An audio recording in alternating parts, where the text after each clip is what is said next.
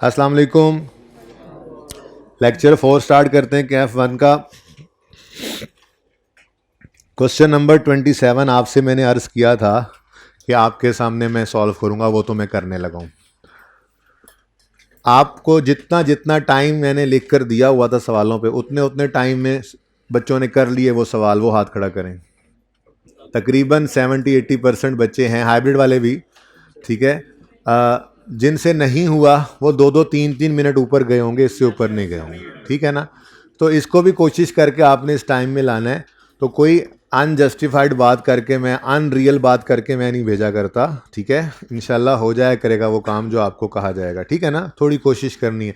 Speed से काम करने का फ़ायदा ये है, आपका दिमाग ज़रा तेज़ तेज़ काम करना सीख लेता है, ठीक है ना। हैंड आई कोऑर्डिनेशन अच्छी बैटिंग वाले कर लेते हैं ना अक्सर जी। कैसा मैच जीते हैं फिर कल हैं। अच्छा जी, तो क्वेश्चन नंबर 27 मैं आपको ज़रा सॉल्व करवा देता हूँ एक दफ़ा। आसान सवाल था, लेकिन बेटा प्लीज़ बातें नहीं आप लोगों की तरफ से होंगी, आपस में बातें नहीं करनी है भाई प्लीज़, मैं क्लास से निकाल दूंगा। ये 2-3 बच्चों को निकालना पड़ेगा, फिर समझ आएगी उनको। अच्छा जी, कॉस्ट ऑफ एसेट 1 लाख है, रेजल वैल्यू 10,000 है, यूजफुल लाइफ 4 साल है, डेट ऑफ परचेज 1 जनवरी 16 है। स्ट्रेट लाइन और रिड्यूसिंग बैलेंस दोनों के तहत इसको डेप्रीशिएट करना था। स्ट्रेट लाइन के अंदर अच्छा रेट ही निकाल लेते हैं, ताकि दोनों तरफ रेट लग रहा हो ना ज़रा, तो बिल्कुल आमने सामने, ये इसीलिए मैंने ये इस तरह से वर्किंग आमने सामने आपको कहा भी था ऐसे ही करके आना है। ये इसलिए है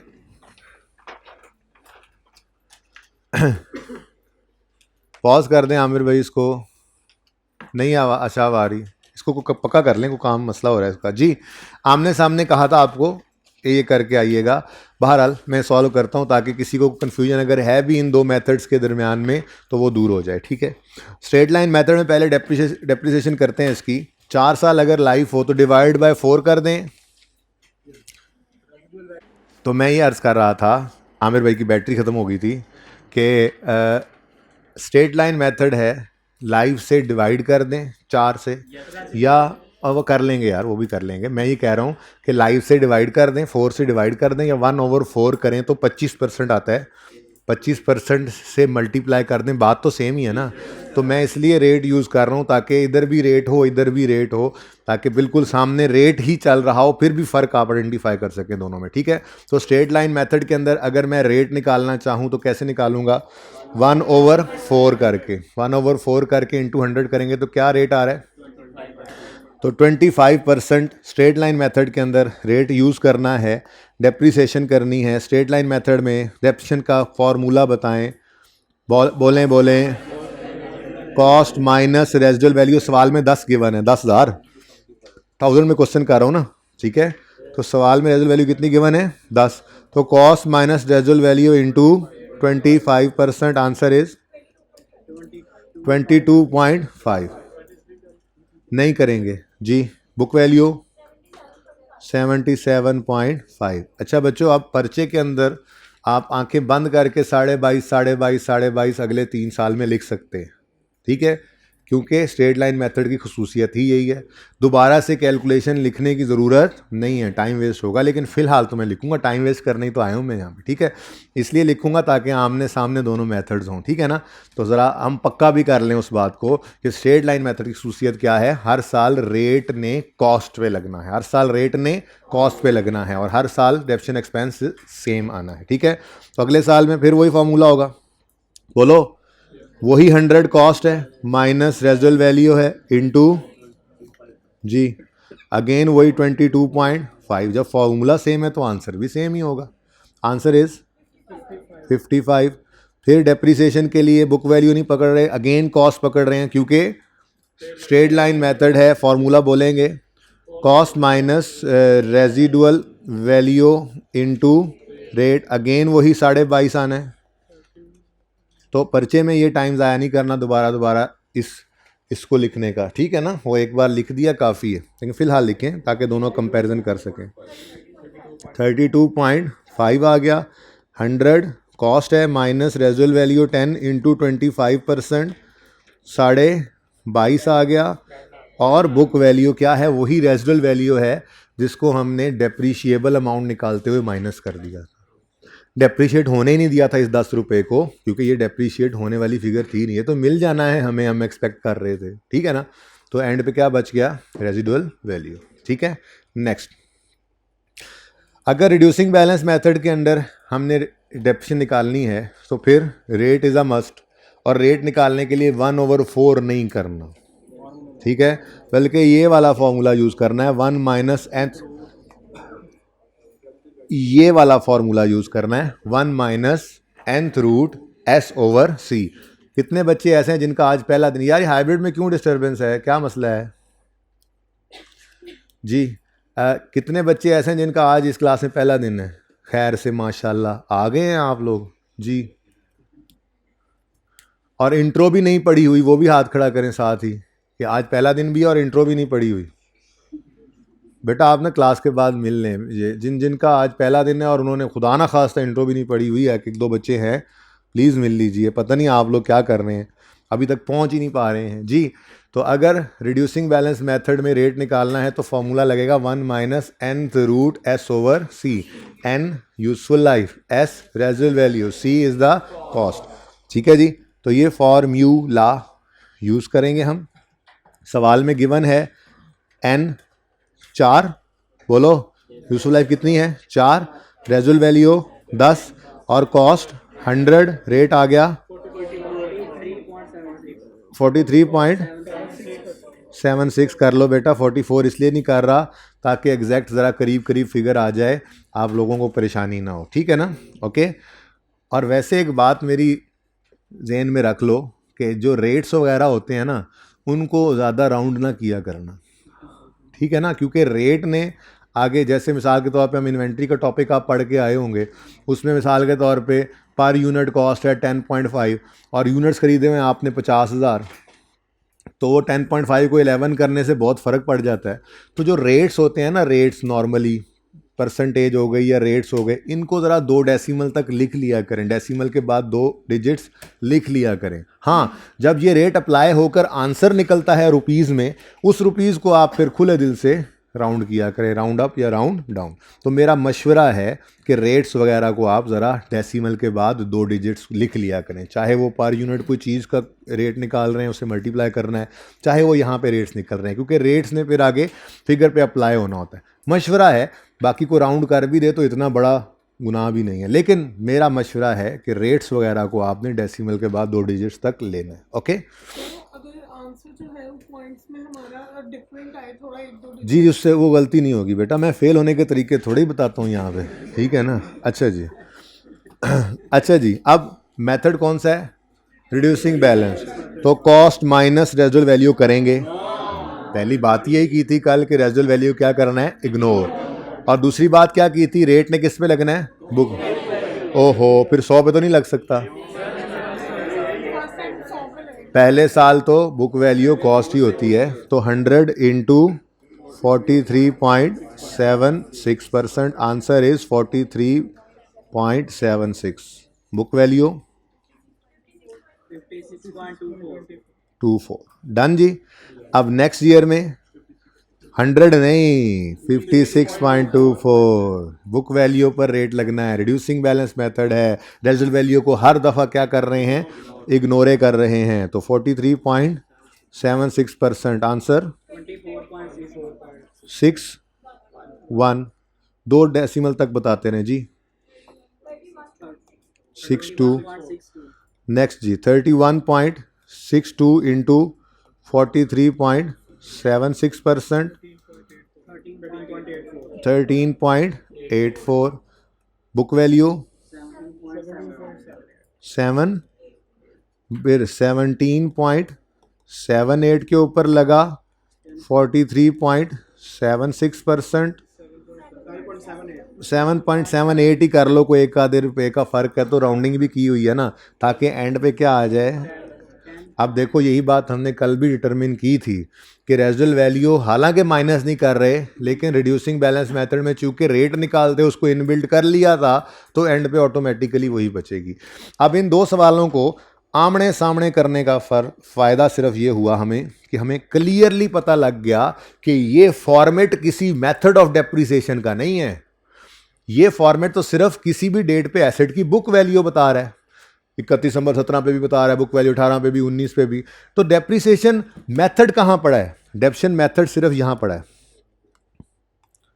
ये है depreciation method, cost minus residual value into rate. अगले साल भी कॉस्ट पर रेट, उससे अगले साल भी कॉस्ट पर रेट, उससे अगले साल भी कॉस्ट पर रेट। ये किसकी खसूसियत थी? ये स्ट्रेट लाइन मेथड की खसूसियत थी। जैसे ही रिड्यूसिंग बैलेंस मेथड पे मूव किए, फॉर्मेट सारा सेम है, ऊपर कॉस्ट है, फिर डेप्शन है, फिर बुक वैल्यू है, फिर डेप्शन है, फिर बुक वैल्यू है। तो फिर फर्क क्या पड़ा?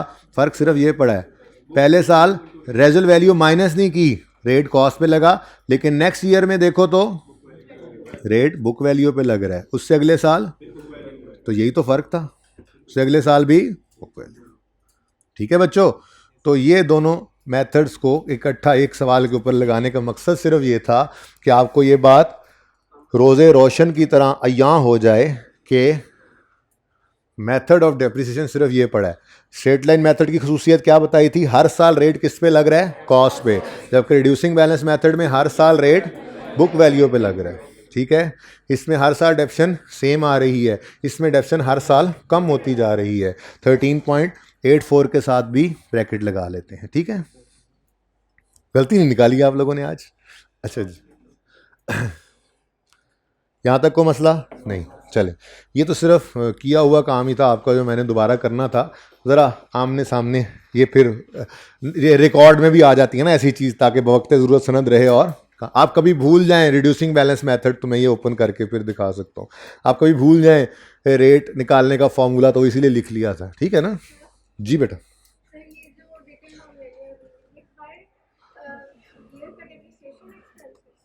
बेटा नहीं, ये एसेट हमारी किताबों में पहले साल के एंड पे इतनी वैल्यू पे पड़ा है। खरीदा 100 रुपये का था, लेकिन इससे इतना फ़ायदा हमने ले लिया, यूं कह लें, या यूं कह लें कि इतनी वैल्यू ये इस्तेमाल होने की वजह से लूज़ कर गया। ये डेप्रिसिएशन है, और ये इसकी किताबों के अंदर अब वैल्यू, ये इतनी वैल्यू पर हमारी किताबों में पड़ा हुआ। ठीक है, चलें आगे। उसके बाद जी 26, 27, 28 मैंने खुद कराया था, 29, 30, 31, 32 में किसी सवाल में किसी को कोई मसला है तो पूछ लें। सोल्यूशन वाले सवालों में तो वैसे ही मसला नहीं होता है जी। हैंडआउट मिल गए आपको?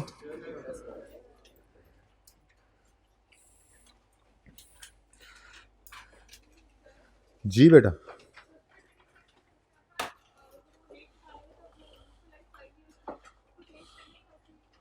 जी बेटा जी, क्वेश्चन नंबर केड़ा? 26। हाँ जी, इसमें क्या करें? रेट क्यों निकालें बेटा? रेट हम क्यों निकालें जब सवाल में गिवन है? तो हम कोई पागल हैं? हर पागल यही कहता है वैसे तो, लेकिन हमको पागल थोड़ा ही है। जी बेटा, इधर क्वेश्चन किधर से आया था? देखें, रेट गिवन है ना, तो क्यों निकालें? रेट निकालने की ज़रूरत नहीं है। अच्छा, इन केस रेट निकालना भी पड़ता, आपका जो सवाल है, तो डेट ऑफ परचेज का तो कोई असर नहीं पड़ता रेट निकालने पर। हमारे डेप्शन रेट निकालने वाले फॉर्मूले के अंदर कहीं पे डेट ऑफ परचेज का जिक्र था? नहीं। एक एसेट 1 जनवरी को ख़रीदा है और उसकी लाइफ 3 साल है, तो 1 जनवरी 10 को ख़रीदा है, तो 31 दिसंबर 10, 11, 12, 31 दिसंबर 12 पे उसके 3 साल पूरे हो जाएंगे। अगर एक एसेट 1 अप्रैल 10 को ख़रीदा है, तो उसकी ज़िंदगी के 3 साल ख़त्म हो जाएंगे 31 मार्च 11, 12 और 31 मार्च 13 पे। 3 साल ही पूरे होने हैं ना, तो लाइफ तो पूरी निकल आएगी। तो अगर रेट निकालना भी पड़े तो डेट ऑफ परचेज से कोई फ़र्क नहीं पड़ता, लेकिन यहाँ निकालने की ज़रूरत नहीं है। ठीक है, अच्छा जी। जी, तो मैं कह रहा था कि आज वाले लेक्चर नोट्स में हमने क्या देखा? सबसे पहले 27 किया हमने, ठीक है। उसके बाद ये क्वेश्चन है जी मिस्टर मोइन वाला। ये क्वेश्चन करने के लिए आपके पास सिर्फ 3 मिनट है, और आपका टाइम शुरू होता है अब।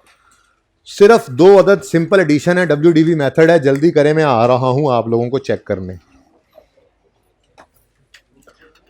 ये वाला कौन से वाला? मोइन वाला। कौन से वाला? हाइब्रिड 2 से स्टार्ट करते हैं चेकिंग।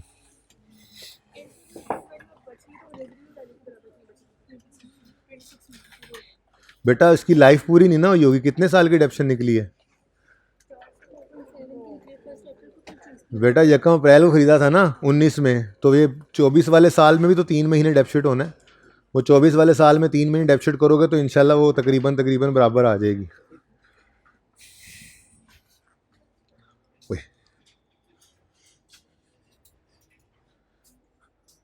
हाइब्रिड 2 वालों मैं आ रहा हूँ।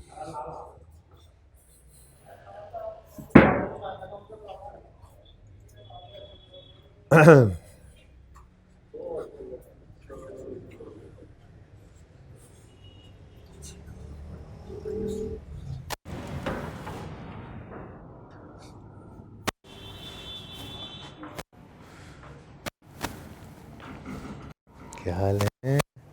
हाँ जी, पहला दिन है। फिर मैं क्या करूँ? फिर इंट्रो पड़ी हुई है। आज भी क्या करना था आके? फिर इतना लेट क्यों आए हो? राजनपुर वाली साइड से हो? ये भी क्लास के बाद ज़रा तशरीफ़ ले आइएगा ज़रा फैकल्टी रूम में, बराए मेहरबानी। किधर है अकाउंट्स बेटा? पहला दिन है, इंट्रो नहीं पड़ी हुई, तो फिर कौन सा पहला दिन है? अभी तो इंट्रो ही पढ़ रहे हैं। FR1 तो मैंने आज शुरू करनी है। डिस्पोजल पढ़ा हुआ है आप लोगों ने इंट्रो में? डिस्पोजल पढ़ा हुआ है आप लोगों ने इंट्रो में? मैं पढ़ाऊंगा इंशाल्लाह, वो आज शुरू करेंगे। तो FV तो इंट्रो चल रही है, जल्दी करो। या फॉर्मेट का मसला है बेटा? फॉर्मेट अभी ये सवाल मैंने खुद करवाना है, तो देख भी लेना फॉर्मेट। हाँ, बड़े फटाफट तुमने फिगर्स लिख दिए हैं। ऐसे लेजर पर्चे में नंबर देगा?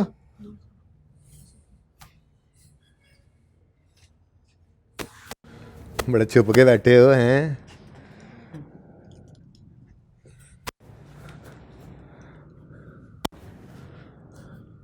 जल्दी जल्दी जल्दी।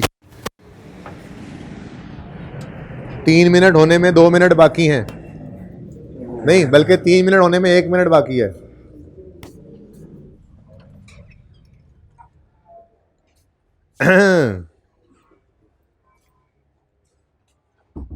कहाँ है एक्यूमुलेशन का अकाउंट?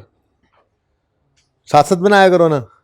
ये 2 साल का तुम्हें पहले एसेट अकाउंट बना, हर बार दोबारा दोबारा सोचोगे, इकट्ठा बनाया करो।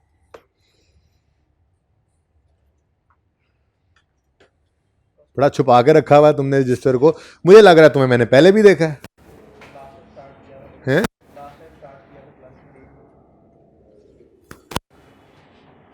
इंट्रो भी नहीं पढ़ी हुई होगी तुमने। बड़ी मेहरबानी। तो फिर कौन सा फर्स्ट डे है यार? इंट्रो वाला पोर्शन ही पढ़ रहे हैं अभी तक तो हम। या अल्लाह, क्या सुस्त बच्चे हैं। बेटा ये ब्लू बॉल पॉइंट ना आप लोगों को नहीं अलाउड है। आई कैप में ब्लू बॉल पॉइंट से पर्चा करोगे तो फेल हो जाओगे, पेपर कैंसिल कर देंगे वो। और ये रेड ग्रीन ब्लू ये बेशक रखें अपने पास, लेकिन सिर्फ आप उसको अंडरलाइन करने के लिए, कोई इंपॉर्टेंट पॉइंट लिखने के लिए रख लिया करें। इसको आप लोगों ने यूज़ नहीं करना है, आदत ही ना हो आपको ब्लैक बॉल पॉइंट के अलावा कोई और चीज़ यूज़ करने की।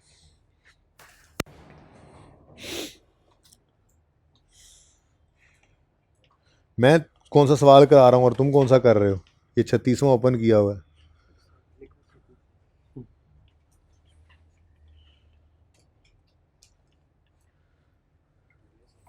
अच्छा जी, लेजर नहीं विखाते पाए तुम, लुको के रखे ने। अब ये रंग बिरंगे मार्कर और बॉल पॉइंट नहीं यूज़ करने। पेपर में एक कलर का बॉल पॉइंट, वो भी ब्लैक, सिर्फ यूज़ करना है, ठीक है ना? इससे टाइम भी ज़ाया होता है। ये ना हो ऐसे नोट्स बनाते पर्चे में भी ऐसे ही हो जाए। नीले पीले रंग नहीं करने, ओनली ब्लैक बॉल पॉइंट। छोड़ दें ब्लू बॉल पॉइंट यूज़ करना ही छोड़ दें। टेस्ट के अंदर जिसने ब्लू बॉल पॉइंट यूज़ किया उसका मैं पेपर कैंसिल कर दूंगा। फिर आके ये ना कहना सर प्लीज़ इस बार चेक करवा दें, नहीं चेक करवाऊंगा। और जिसने एक्स्ट्रा टाइम लगाया गिवन टाइम से, वो नोट करते हैं टीए वहाँ पे एग्ज़ाम, वो टीए रूम वाले, वो टेस्ट रूम वाले, वो जितना टाइम होगा उतने नंबर डिडक्ट करूँगा मैं उसमें से। इसलिए जो टाइम गिवन हो बस वही लगाना है। 3 मिनट से ऊपर होता है टाइम तो।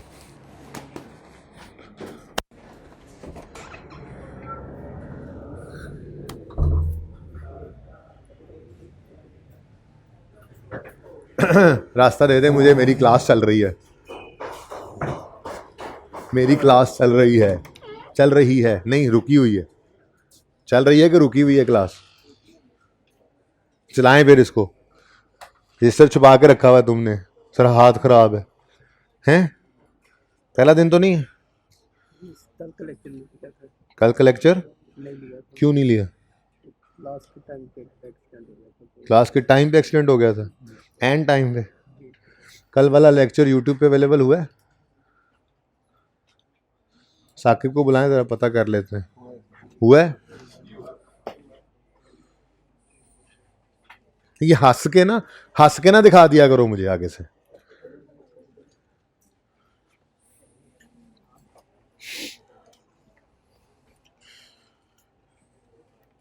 ब्लू बॉल पॉइंट्स यूज हो रहे हैं धड़ाधड़, कोई काले नीले कट्ठे यूज कर रहा है, मर्जियां चल रही हैं, मर्जियां।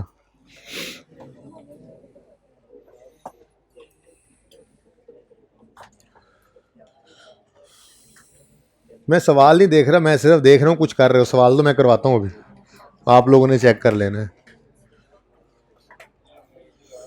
थोड़ा प्रेजेंटेशन वगैरह ही देख रहा हूँ। भाई बातें क्यों हो रही हैं? बातें क्यों हो रही हैं? दिल तो और भी बहुत कुछ करता है बेटा। अब दिल करने की वजह से ना फिर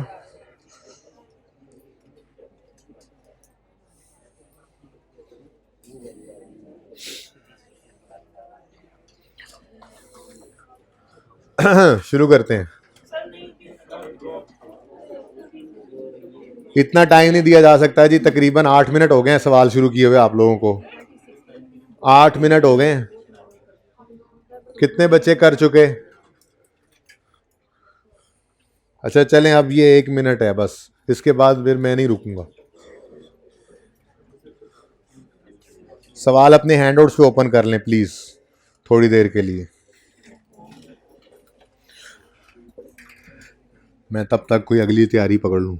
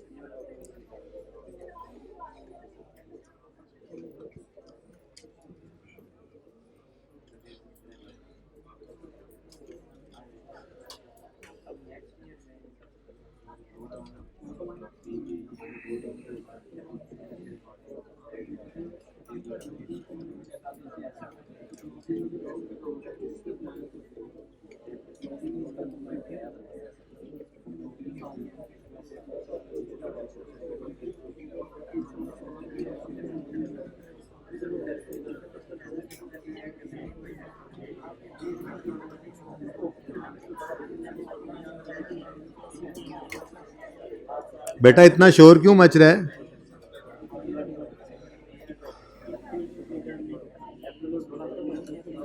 ओके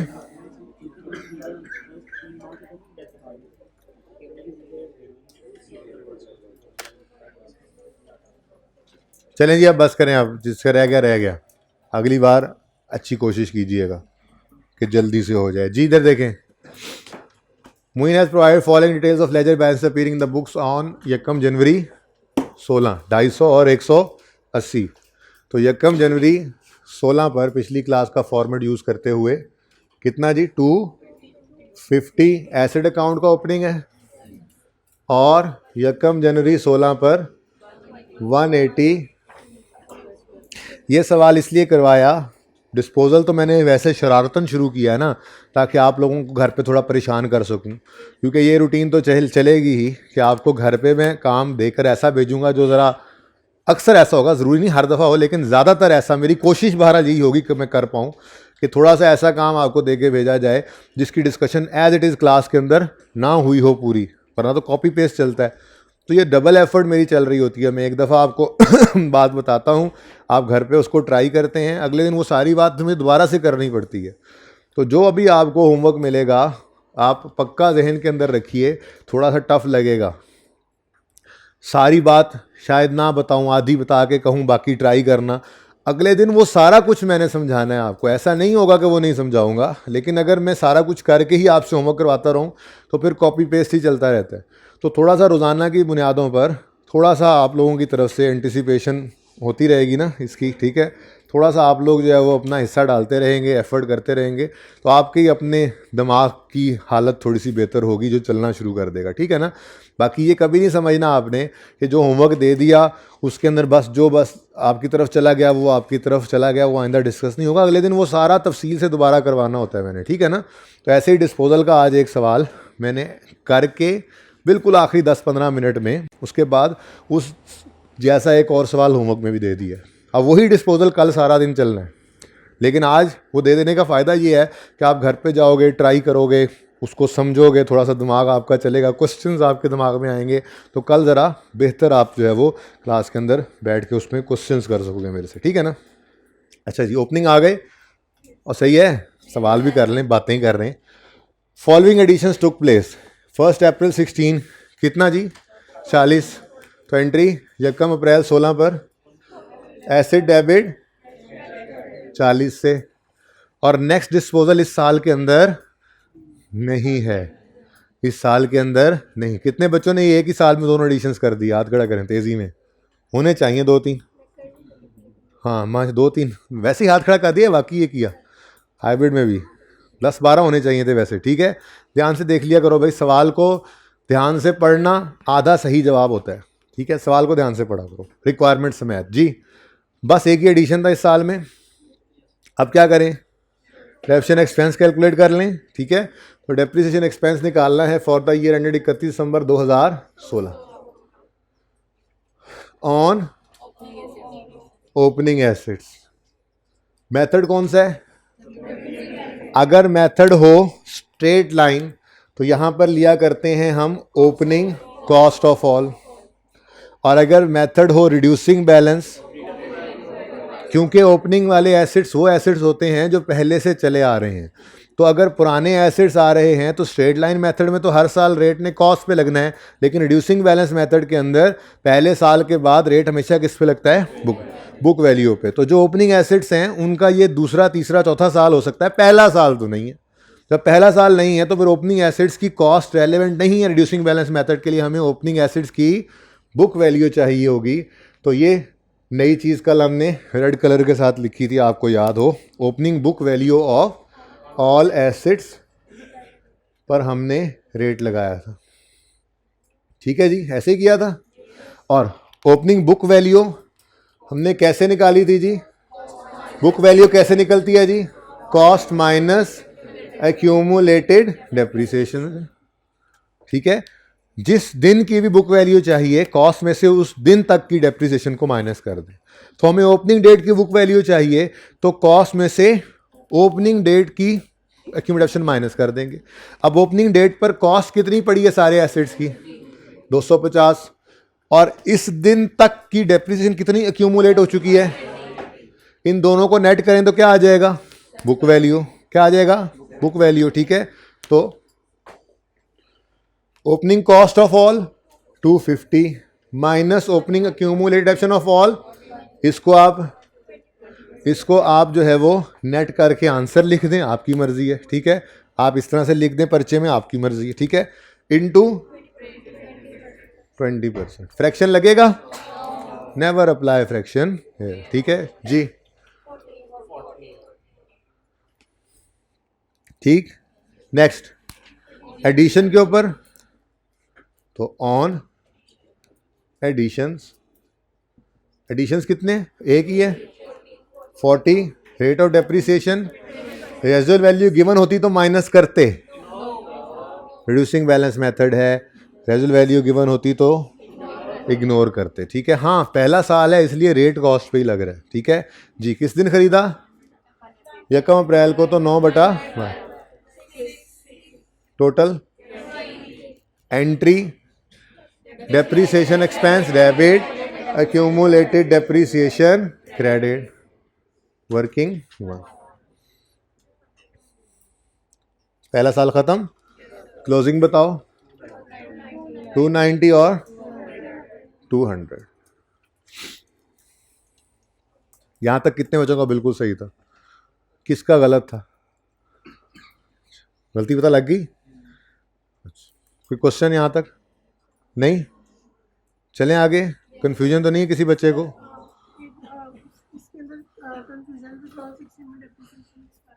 क्या? हाँ इसमें हाँ, बोलो कंफ्यूजन बोलो ना।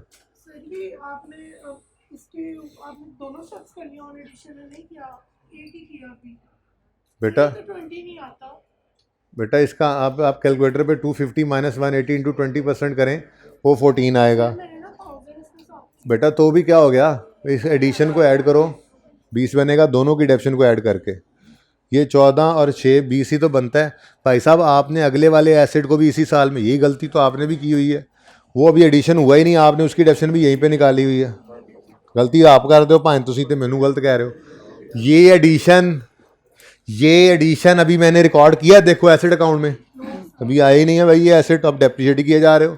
हवाई डेप्रिसिएशन जी 16 ओके डन। 17 के अंदर सबसे पहला काम क्लोजिंग को ओपनिंग बनाओ, 290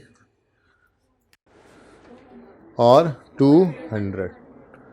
अब आपका एसेट आएगा भाई साहब, इधर देखें, यकम जून 17 पे 90 रुपये का एसेट, ये 17 वाले साल का एडिशन है जी। Entry asset debit cash credit यकम जून 17 पर। अब रह क्या गया, depreciation expense on opening, method reducing balance है, ठीक है। तो फिर book value of all assets चाहिए। देखो पर्चे में ये अंग्रेजियां लिखने नहीं बैठ जाना आपने, पर्चे में तो ऐसे ही करना है जैसे ये स्टेप करने लगा हूँ। अब वो तो याद करवाने के लिए आपको लिखता हूँ, एक आध दिन में लिखना छोड़ देंगे, ठीक है। या मैं चाहे लिखता भी रहूँ एंड तक आपको याद कराने के लिए, पर्चे में लिख के टाइम ज़ाया नहीं करना। पर्चे में तो आपने डायरेक्ट ओपनिंग बुक वैल्यू निकालनी, कैलकुलेटर पे ओपनिंग बुक वैल्यू निकाल के भी लिख सकते हो। जो बहुत एक्स्ट्रा काम भी करना है ना, तो ये कर लो कि ओपनिंग कॉस्ट को पकड़ो 290 और ओपनिंग एक्यूमुलेटेड डेप्शन को पकड़ो 200, इन दोनों को सामने शो कर दो 290 माइनस 200। इससे कम भी कर सकते हो, सिर्फ 90 लिख दो कैलकुलेटर पे करके, दोनों सही हैं। अंग्रेजियां लिखने नहीं बैठ जाना, ठीक है, सही है। तो 290 माइनस 200 ये आ गई opening book value of all assets into जी 18, ठीक है। उसके बाद एडिशन आ गया हमारा 90 into 20% into 5, total 28.5। Entry depreciation expense debit, close करें।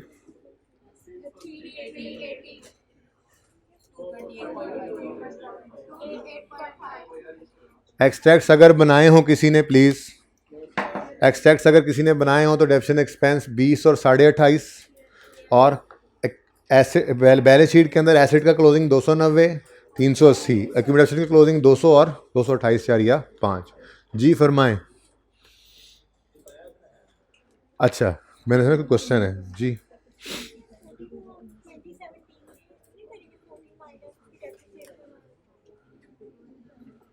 जी बेटा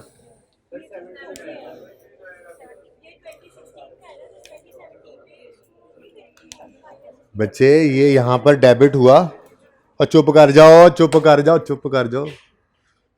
जब किसी का सवाल आया करे तो ये याद रखना, क्लास में जो एक सवाल रेज हो गया वो किसी ने दोबारा किया तो मैं उसे उल्टा लटकाऊंगा। हर एक का सवाल सुना करो, ठीक है जी। सवाल ये है कि ये 40 जो है ये जब 16 के अंदर आया है, इसको 17 में हमने दोबारा नहीं लेना। उसका जवाब ये है कि ये जब यहाँ पे डेबिट हुआ तो इस क्लोजिंग में आ गया, इस क्लोजिंग में आया तो इस ओपनिंग में आ गया, तो इस ओपनिंग को हमने यहाँ ले तो लिया, कितने गया ये, तो ये ऑलरेडी इसमें मौजूद है ना जी, ठीक है। और कोई सवाल?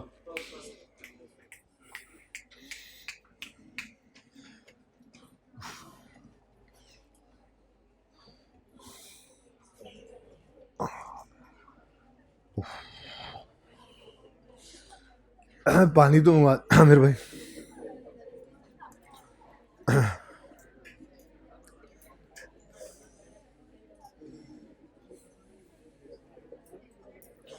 अच्छा जी, ये कुछ बच्चे ऐसा करते हैं पर्चे में 208 लिख दिया, पता लगा हो 200 है तो इसको ऐसे कर दिया 200, इसके नंबर कटते हैं, इसके नंबर कट जाते हैं, ठीक है। ओवर राइटिंग के नंबर कटते हैं, कटिंग के कोई मार्क्स नहीं कटते। 208 लिख दिया, गलत हो गया। एक सादा सा आसान सा हल क्या है, साफ सुथरी सी एक लाइन लगाएं, सफ़ा हस्ती से मिटाने की भी ज़रूरत नहीं है उसको, ठीक है। 208 गलत हो गया, लाइन लगाएं, 200 लिख दें, इसकी कोई मार्क्स नहीं कटेंगे। ओवर राइटिंग के मार्क्स कटते हैं, ओके।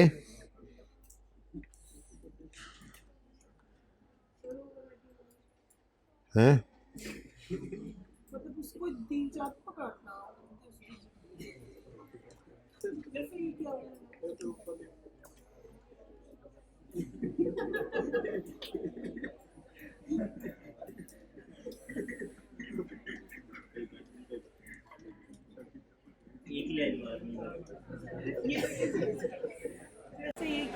नहीं, ये कटिंग ही है, लेकिन इसको ज़रा तमीज़ से भी कर सकते थे हम। यानी आपने इसको 20,000 को लिख कर आर यूं करके काटा हुआ है, क्या ज़रूरत है यार इतना जुल्म करने की, एक लाइन लगाओ तब भी कटिंग हो जाएगी। अच्छा जी सुने, अब FAR 1 शुरू करते हैं। आज कितने बच्चों ने वैसे इंट्रो में डिस्पोजल पढ़ा है? इत्तफाकन ही कुछ ने पढ़ा हुआ है, वो उनके उस्तादों ने एक्स्ट्रा पढ़ा दिया होगा। इंट्रो के सिलेबस में आई थिंक नहीं है, मैंने एक गो थ्रू जब आया था सिलेबस तो किया था, उसमें डिस्पोजल का जिक्र नहीं था, तो कोई बात नहीं, वहाँ तो नहीं था यहाँ तो है। यहाँ तो डिस्पोजल ही डिस्पोजल है, हर शाख पे डिस्पोजल बैठा है, अंजाम FAR 1 क्या होगा, तो डिस्पोजल यहाँ पे तो है, ठीक है। हम लाजमी इसको करेंगे, तफसील से करेंगे, स्लोली हम चलते हैं, आपको पता है स्पीड तो इतनी की है। तो आज डिस्पोजल को शुरू करते हैं, कल डिस्पोजल को ख़त्म करेंगे इंशाल्लाह। स्ट्रेट लाइन मेथड से कल तक चलेगा, फिर परसों रिड्यूसिंग बैलेंस लेकर आएंगे, ठीक है। अच्छा, सिंपल डिस्पोजल के बगैर, सिंपल स्ट्रेट लाइन मेथड हो या रिड्यूसिंग बैलेंस मेथड हो, तो अकाउंट्स वगैरह बनाने आते हैं, डेबिट एक्सपेंस कैलकुलेट करना आ गया, दोनों में फ़र्क समझ आ गया।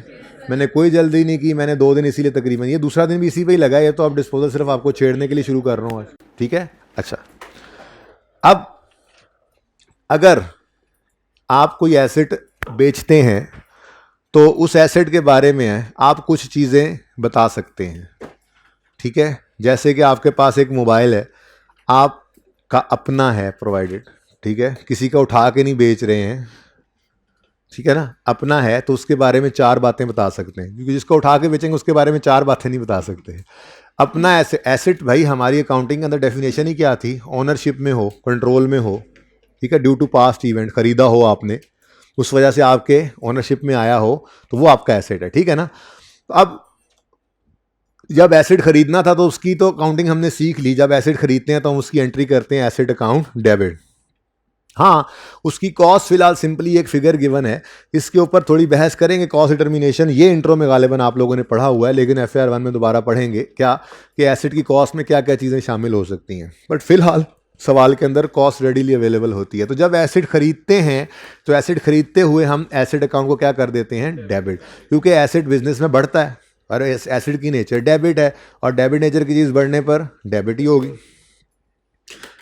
अब एसेट बिजनेस से निकल गया किसी भी तरह से, वो बिक के गया, वो जल के गया, वो बह गया, वो धंस गया, वो स्वाह हो गया, आग लग गई है, राख बन गया, कुछ भी हो, बिजनेस से एसेट के चले जाने को डिस्पोजल कहते हैं, या डी रिकग्निशन, मुश्किल वाला लफ्ज़, ठीक है।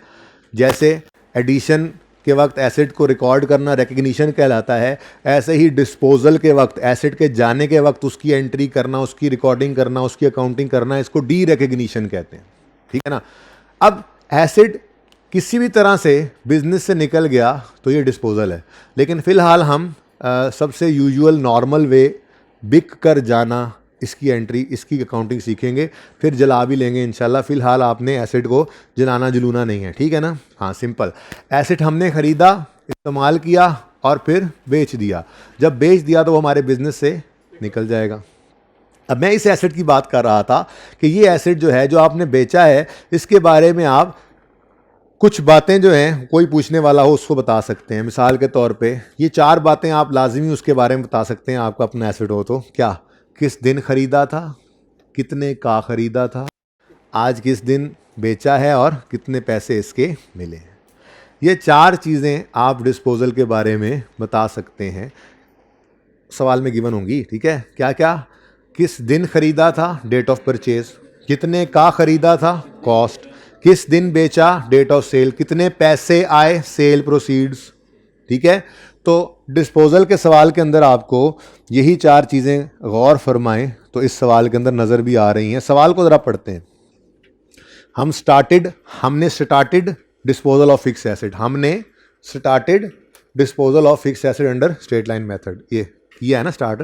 ठीक है, अच्छा, तो इसमें 20th क्वेश्चन कर रहे हैं हम। Following account balances are appearing on यकम जनवरी 18, एसेट अकाउंट और अक्यूमुलेटेड डेप्रिसिएशन अकाउंट, इनके ओपनिंग बैलेंसेस नज़र आ रहे हैं। ओपनिंग है ना ये, ठीक है जी। फिर एडिशन है, डेट ऑफ परचेज 2 एडिशन है, यकम मार्च यकम जून पे कॉस्ट गिवन है। यहाँ तक सवाल में कोई चेंज नहीं है। नई चीज़ क्या आई आज हमारे सामने, एसेट डिस्पोज भी हो रहा है। अकाउंटिंग बहुत आसान है, सबसे आसान सब्जेक्ट सीए के अंदर अकाउंटिंग ही है। ठीक है ना, बस रोज़ का रोज़ पढ़ना है आपने। ठीक है, ऐसे ही एक एक चीज़ रोज़ाना ऐड होती चली जाएगी। आप रोज़ पढ़ रहे होंगे तो आपको कोई नया मसला इसमें नहीं आएगा, वो कॉन्टीन्यूटी में चलता जाएगा। हाँ, छुट्टियाँ करेंगे तो फिर का समझ नहीं आएगी, वो कड़ियाँ मिल रही होती हैं ना हर रोज़। ऐसा नहीं होता कि आपको एक लेक्चर के अंदर जो पढ़ाया गया अगले लेक्चर में सिर्फ वही पढ़ाया जाएगा। आप पूरे सेशन के अंदर ये नोट करेंगे कि हर लेक्चर के अंदर कुछ ना कुछ नया आ रहा होता है, स्टेप बाय स्टेप चल रहा होता है। तो छुट्टी को तो अपने ऊपर बिल्कुल हराम कर लेना, आप छुट्टी तो करनी ही नहीं है। ठीक है ना, छुट्टी नहीं होनी चाहिए आपकी, हर रोज़ थोड़ा थोड़ा करके फिर सीखते चले जाएंगे। ठीक है ना, जैसे भी वो कोशिश करके क्लास में आ जाए। टांग में दर्द है तो चौकड़ी मार के बैठ जाए, मैं कुछ नहीं कहूँगा। ठीक है ना, एक बात कर रहा हूँ, मतलब बस आप आ जाओ क्लास के अंदर, छुट्टी नहीं करनी है आप लोगों ने। ठीक है ना, बहुत नुकसान होता है। अच्छा जी, तो डिटेल ऑफ डिस्पोजल गिवन है जी। देखें, डेट ऑफ परचेज बता रहे, हम कौन से साल में खड़े हैं, 18 के साल का शुरू, और 18 के ही अकाउंट्स को हमने बनाना है। ये एसेट हमने खरीदा किस दिन था, पुरानी बात है, ये एसेट खरीदा।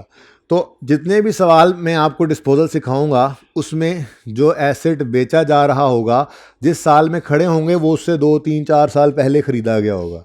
हाँ, वो टेस्ट वाले सवाल के अंदर ऐसा हो जाएगा कि जिस साल में एसेट खरीदेंगे उसमें बिक भी जाएगा, तो वो बात की बात है। ठीक है, वो तो टेस्ट के अंदर आप देखेंगे ना।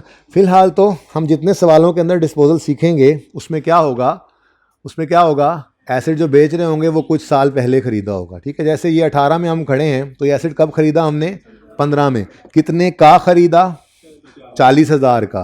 किस दिन बेच रहे हैं, हमारे साल में। और कितने रुपए आए हैं।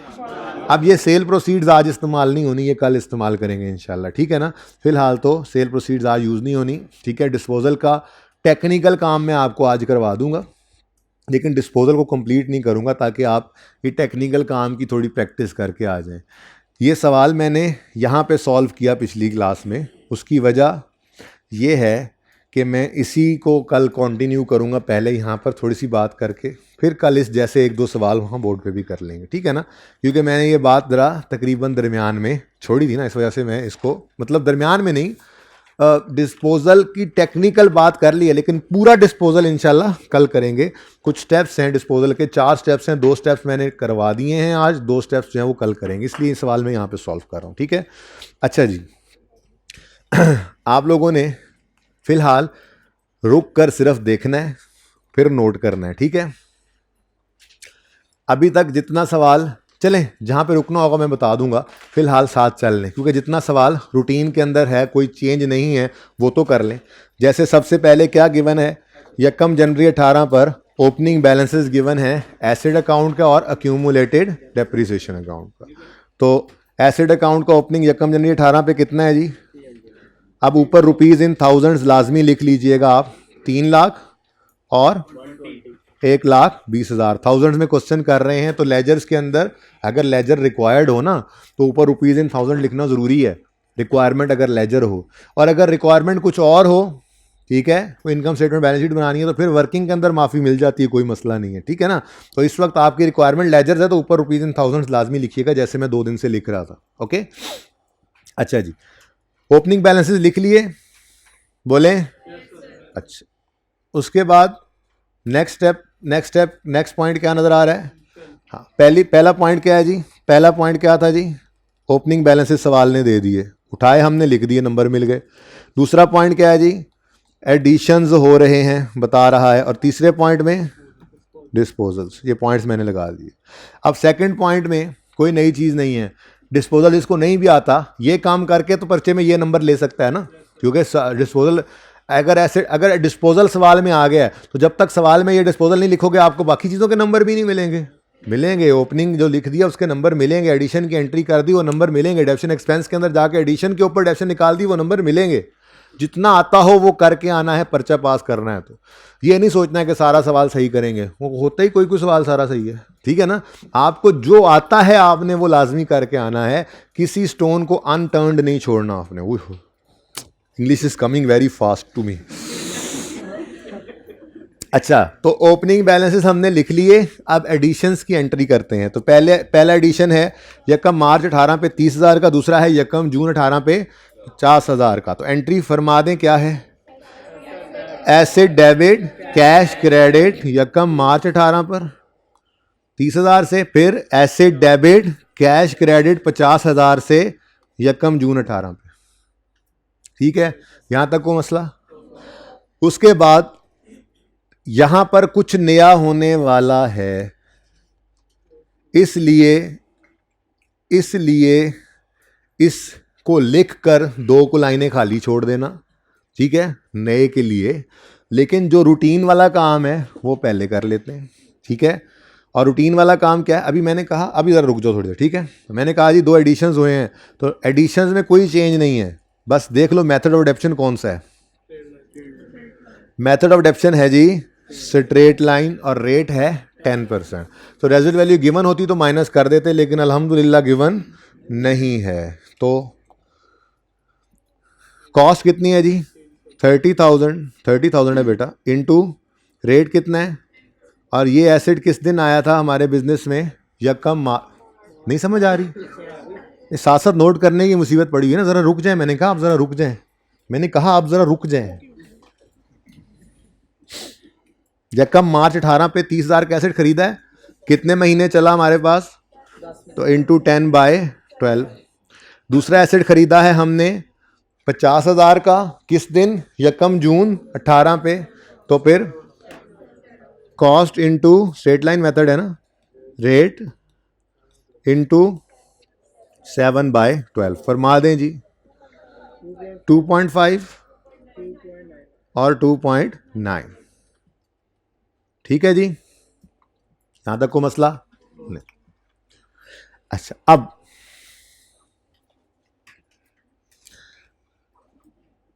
मैंने आपको यहां पर एक लाइन लिखवाई थी गालिबन पहले दूसरे दिन, और वो लाइन क्या थी?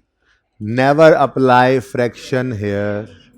उसके साथ ही मैंने फिर उर्दू में एक जुमला लिखवाया था, यहां पर हम सिर्फ उन एसेट्स को लेते हैं जो साल के पहले दिन से साल के आखिरी दिन तक हमारे पास मौजूद रहें। याद है ये बात? अब मेरा सवाल, ये जो 40,000 रुपये वाला एसेट है, ये जो 40,000 वाला, मतलब कॉस्ट जिसकी 40,000 है, ये जो 40,000 वाला एसेट है, ये हमने कब खरीदा था? अगर ये हमने 2015 में खरीदा था, तो ये इस वक्त हम कौन से साल में खड़े हैं? 18 वाले साल में ये कहां पड़ा होगा? इस ब्रॉड डाउन के अंदर पड़ा होगा। एम आई राइट? 40,000 रुपये वाला एसेट जो हमने 15 में खरीदा था, अगर हम इस वक्त 18 में मौजूद हैं, तो ये 40,000 वाला एसेट 18 के साल के ओपनिंग एसेट्स के अंदर पड़ा होगा। पड़ा होगा कि नहीं पड़ा होगा? यानी ये एसेट हमारा यकम जनवरी 18 पे मौजूद है। अगली बात, लेकिन ये एसेट किस दिन बिक रहा है? इसका मतलब ये एसेट हमारे पास साल के आखिरी दिन मौजूद नहीं है। पूरा साल हमारे पास ये नहीं पड़ा। अब यहाँ पे हमने उसूल क्या लिखा था उस दिन, जो लिखा था कि यहाँ पर तो हम सिर्फ उन एसिड्स को लेंगे जो साल के पहले दिन से साल के आखिरी दिन तक हमारे पास मौजूद रहें, और उस पर फ्रैक्शन नहीं लगाना। अब अगर 300 का 300 हम यहाँ पर लिखें और उस पर रेट लगा दें 10%, फ्रैक्शन तो लग नहीं सकता। तो ये 40 भी 300 में पड़ा है, ये 40 300 में पड़ा है कि नहीं पड़ा? अगर ये 40 300 में पड़ा है और हमने इसको यहीं पड़ा रहने दिया और इस पर रेट लग गया, तो यहां तो फ्रैक्शन लगाने की इजाजत नहीं है, तो ये 40 तो पूरा साल डेप्रिशिएट हो जाएगा। हो जाएगा नहीं हो जाएगा? हालांकि हमने इसको पूरा साल डेप्रिशिएट करना ही नहीं। ठीक है, तो फिर आज की नई बात क्या है? रोज की तरह से हर रोज नई चीज आती है ना। आज की नई बात यह है कि ये फॉर्मूला मुकम्मल नहीं था, ये अंग्रेजी मुकम्मल नहीं थी। ये मुकम्मल अंग्रेजी क्या है? डेप्थ एंड एक्सपेंस जब हम निकालते हैं तो ऑन ओपनिंग एसिड्स जो हम लिखते हैं, पूरी कहानी ये है कि इसमें से हम एक्सक्लूड कर दिया करते हैं डिस्पोजल्स को। तो पूरी बात ये है, depreciation expense on opening acids जब निकालते हैं तो अगर कोई एसिड डिस्पोज हो रहा हो दौराने साल, तो उसको हमने ओपनिंग एसिड्स में से क्या कर देना है?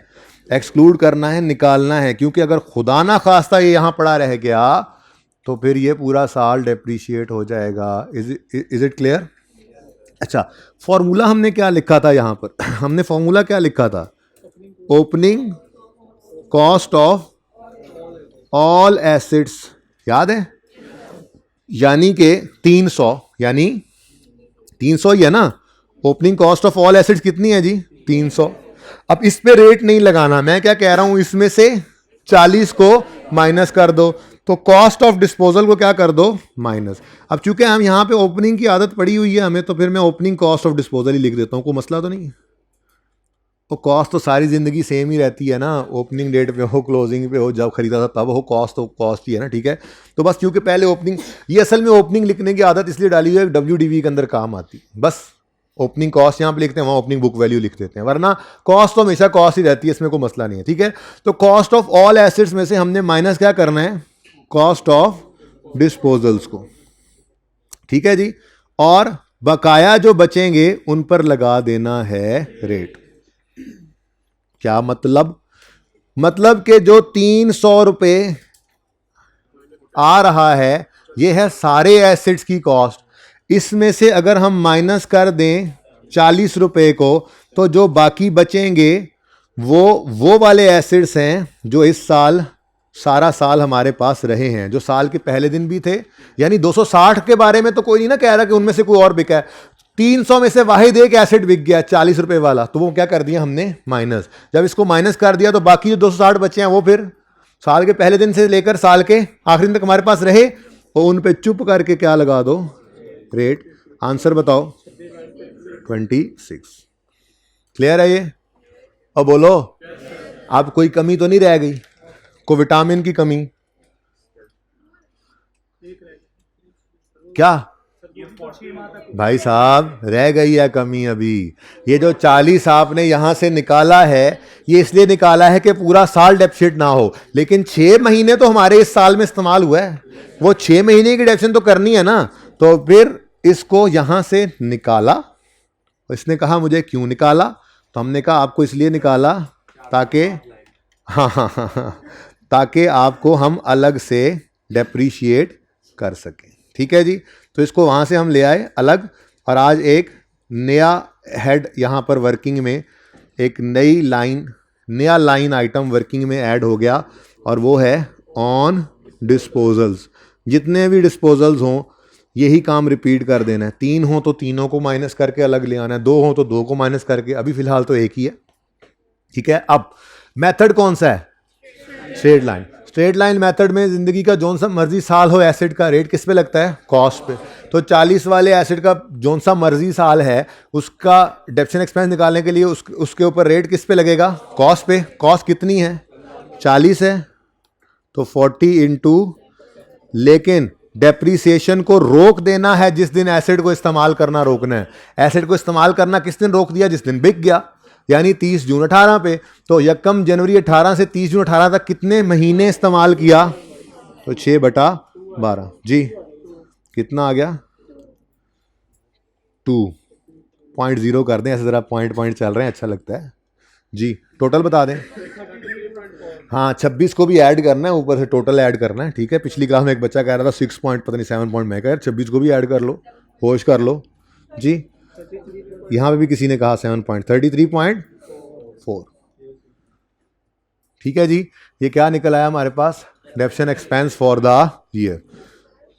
एंट्री पहले करा लें, एंट्री पहले बोलें, मैं सवाल का जवाब देता हूँ, एंट्री बोलें।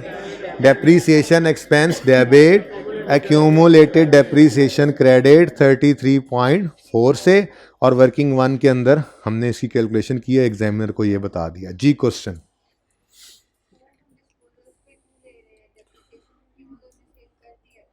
हाँ लेकिन इस साल में 6 महीने इस्तेमाल किया है ना, नहीं एक बार डेप्रीसिएशन चार्ज करेंगे, अभी सारा कुछ इसमें से नहीं, मैंने डिस्पोजल रिकॉर्ड नहीं किया अभी मैंने डिस्पोजल रिकॉर्ड नहीं किया, अभी मैंने डिस्पोजल के आ जाने पर डेप्रीसिएशन एक्सपेंस की कैलकुलेशन पे क्या असर पड़ता है वो बताया है।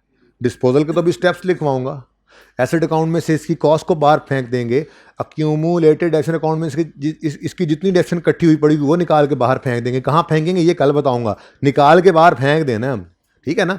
तो ये तो अभी मैंने सिखाना है, फिलहाल तो मैंने सिर्फ ये बताया कि अगर सवाल के अंदर डिस्पोजल आ जाए तो आपके डेप्शन एक्सपेंस की कैलकुलेशन में क्या फ़र्क पड़ेगा, आपने ओपनिंग में से उसको माइनस कर देना, क्योंकि यहाँ पड़ा रहा तो पूरा साल डेप्शिट होगा, लेकिन जितना अरसा इस्तेमाल किया वो तो डेप्शिट करना है ना, क्योंकि डेप्रीसिएशन। अच्छा एक बात बताएं, ये एसेट हमने खरीदा है तो ये पूरा साल क्यों नहीं डेप्रीशिएट किया, है ना, तो फिर साल आ गया तो 12 महीने करें डेप्रीशिएट। हमारे पास साल के शुरू में था ना, 6 महीने रहा ना, 6 महीने हमने ही इस्तेमाल किया ना, तो उसकी वैल्यू लूज करने की कॉस्ट हमें ही लगनी चाहिए ना। 6 महीने उस एसेट ने हमें ही फायदा दिया ना, तो फिर उस उतने अरसे का एक्सपेंस हमने लेना है कि नहीं लेना। ये वाली बात दोबारा समझा दें, मंथ्स के साथ जैसे आपने कैलकुलेट किया है ना, ये वाला, ये ऑन डिस्पोजल्स वाला जो पॉइंट है ना, उसको आपने डिस्पोजल की वैल्यू ली, आपने कहा जितना हमने डिस्पोजल किया है 40, जो आप कह रहे हैं कॉस्ट। सवाल नहीं आया अभी तक आपकी तरफ से भाई, 1 मिनट प्लीज। डिस्पोजल की देखिए ना, कॉस्ट 40 है, हाँ है, उसके ऊपर आपने रेट लगाया है, हाँ। ठीक है। अब आप कह रहे हैं कि कितने हमारे पास कितने महीने पड़ा हुआ है इस साल के अंदर कितने महीने इस्तेमाल किया है सर, ये तो परचेज की डेट है ना, तो बेटा, इस साल की डेट ऑफ सेल गिवन है, इस साल में आगे देखो 30 जून 18 पे हमने बेचा है, जी तो ये इस साल में कितने महीने इस्तेमाल हुआ है, 6 मंथ। तो इस साल की 6 महीने की डेप्शन हमने ले ली, 6/12। डेप्रीसिएशन को हम प्लीज बेटा आपस में बातें करने का किसी ने बोला है आप लोगों को, डेप्रीसिएशन हमने स्टार्ट करनी है उस दिन जिस दिन एसेट हमारे पास आ जाए, और रोक देनी है उस दिन जिस दिन हमारे पास से चला जाए। अब जब ये 15 में आया होगा तो 15 वाले साल में हमने अक्टूबर नवंबर दिसंबर 3 महीने इसको डेप्रीशिएट किया होगा, फिर 16 के साल में पूरा साल, 17 में पूरा साल, 18 में 6 महीने इस्तेमाल किया, तो 6 महीने डेप्रीशिएट करके डेप्शन को रोक दो। अभी मैंने डिस्पोजल नहीं रिकॉर्ड किया, अभी मैंने सिर्फ कहा है कि इस जाने वाले एसेट को सिर्फ 6 महीने डेप्रीशिएट करना है, अभी मैंने इसको डिस्पोज नहीं किया, अभी समझो मैं 30 जून पर इसको लेके आया हूं, इसको 30 जून पे मैं ले आया हूं, अब मैं डिस्पोज करने जाऊंगा इसको इसके बाद जी। क्वेश्चन, किसकी एंट्री, मैं होने की कह रहा हूं, अभी डिस्पोजल मैंने रिकॉर्ड नहीं किया, करवाता हूं, उसकी एंट्री ही सिखाऊंगा उसकी जी। आपका सवाल,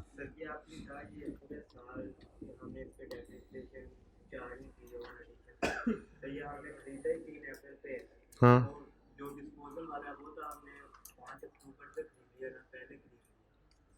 बेटा 15 वाले साल में जब खरीदा तो उन 3 महीनों की डेप्शन 15 में चार्ज की थी, 16 वाले साल की डेप्शन 16 में चार्ज की, 17 के साल की डेप्शन 17 में चार्ज की, अब 18 में खड़े हैं, इस साल की बात कर रहा हूं मैं, ठीक है।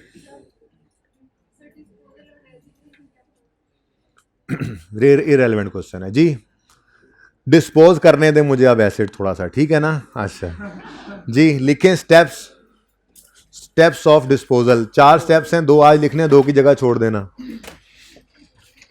आपका सवाल बेटा ये होना चाहिए था कि सेल प्रोसीड और रेजिडुअल वैल्यू में क्या फर्क है, ये सवाल कल आएगा जब सेल प्रोसीड यूज करूंगा, हाँ अभी तो वो चीज ही सामने नहीं आई, आप इररिलेवेंट क्वेश्चन है जी लिखें steps of disposal of fixed asset. तुम इंसान बन जाओ, पहलवान हो या इंसान हो। कितनी देर से मैं देख रहा हूं तुम्हें, 10-15 मिनट से। तुम समझदार हो, मुझे क्या मसला हो तुम्हें, मुझे क्या मसला उससे हो रहा तुम्हें पता है। इंसान बन के बैठो, पहलवान बन के ना बैठो। मैं खुद पहलवान हूं जी। Steps of disposal of fixed asset, ठीक है जी। अच्छा अब बड़े ध्यान से सुने, कल जाके डिस्पोजल पूरा हो जाएगा। अभी ऐसे ही अच्छा आप लोग ना खाम में भी चीज़ों को कॉम्प्लेक्स करने की कोशिश करते हैं, हालांकि वो होती ही नहीं है। और ये सीए के बच्चे की एक साइकी है, मैं बड़ा परेशान होता हूँ इससे। यानी अगर कुछ साफ सुथरी सीधी बात आई क्या पर्चे में लिख देना तो बच्चा कहता है हो ही नहीं सकता इतनी साल ज़रूर इस बात के पीछे कोई बात होगी। वो सादा बात को भी मुश्किल खुद ही कर लेते हैं।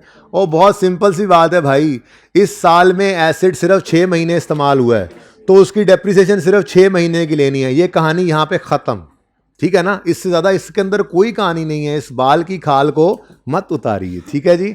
Okay skin of hair. अच्छा जी, स्टेप 1 लिखने से पहले ज़रा समझें, स्टेप आप ही लिखवाएंगे। मेरा आपसे सवाल है, फिर आप जवाब देंगे और स्टेप बन जाएगा। जब एसिड हमने खरीदा था, या खरीदा था को छोड़ो, यूं बोलो, जब हम एसिड खरीदते हैं, जब भी कभी हम एसिड खरीदते हैं तो एसिड खरीदने पर बिजनेस में एसिड बढ़ जाता है। अगर एसिड बढ़ जाता है तो एसिड के बढ़ने पर एसिड अकाउंट को क्या किया जाता है? डेबिट, ठीक है। यानी जब भी कभी एसिड, ये क्लिक क्लिक करना बस कर दें, सुभान अल्लाह वैसे भी आप कर सकते हैं, ये ज़रूरी नहीं इसके ऊपर पढ़ें। अच्छा मैं कह रहा हूं कि जब कभी हम एसिड को खरीदते हैं तो एसिड खरीदने पर हम एसिड के अकाउंट को क्या करते हैं? डेबिट, क्योंकि बिजनेस में एसिड क्या हो गया है? इंक्रीज। जब एसिड को बेचेंगे तो बिजनेस से एसिड निकल गया, चला गया। तो जब एसिड बिजनेस से चला जाएगा तो एसिड के जाने पर एसिड अकाउंट कम करना पड़ेगा, यानी क्रेडिट करना पड़ेगा। और बोलो इसका मतलब पहली बात तो डिसाइड हो गई कि डिस्पोजल अगर होगा तो एसिड अकाउंट में से एसिड ने निकल जाना है। ये बात समझ आती है? ठीक है। अगली बात, एसिड अकाउंट में से जो क्रेडिट करना है वो क्या होगा? हाँ, डिस्पोजल की क्या चीज? कॉस्ट या बुक वैल्यू? कॉस्ट या बुक वैल्यू या क्यूमुलेटेड डेप्रिसिएशन? ऐसे सारे अजीबोगरीब नाम लिए जा रहे हैं आप। अकाउंट में से वही चीज निकालेंगे जो वहां पड़ी है। अगर एक्यूमुलेटेड डेप्रिसिएशन का अकाउंट बन रहा है तो मतलब एसिड अकाउंट में तो क्या पड़ा है? एसिड्स की कॉस्ट। अगर एसिड्स की कॉस्ट पड़ी है तो फिर निकालेंगे भी क्या चीज? उसकी कॉस्ट। तो इसका मतलब पहला स्टेप क्या बना डिस्पोजल का कि जब एसिड डिस्पोज होगा तो हम एसिड अकाउंट को करेंगे क्रेडिट। किससे करेंगे क्रेडिट? एसिड की, जाने वाले एसिड की कॉस्ट से। क्योंकि जब वो खरीदा था तो हमने एसिड अकाउंट को डेबिट किया था आने वाले एसिड की कॉस्ट से। तो जब वो एसिड जा रहा होगा तो एसिड अकाउंट को क्रेडिट भी करेंगे उस जाने वाले एसिड की कॉस्ट से। उसकी वजह यह है कि एसिड के अंदर होने वाली कमी तो वैसे ही इस अकाउंट में नहीं आई है, तो इस एसिड अकाउंट के अंदर हमेशा उस एसिड की कॉस्ट ही पड़ी रहती है, ठीक है ना। तो स्टेप 1 लिखें, we will credit the acid account, we will credit the acid account with cost of acid disposed of. हाँ मैं बोलूंगा दोबारा, आप लोगों ने नहीं बोलना। एक बार बोला है, सही इफेक्टिवली लिखने का तरीका ये होता है कि जुमला पहले पूरा सुने और फिर लिखें। बहरहाल मैं 2 से 3 बार रिपीट करूंगा, लेकिन लुकमा नहीं चाहिए। ओके, लुकमा समझते हैं ना बीच में? हाफिज समझते होंगे जी। We will credit the acid account with cost of asset dispose of.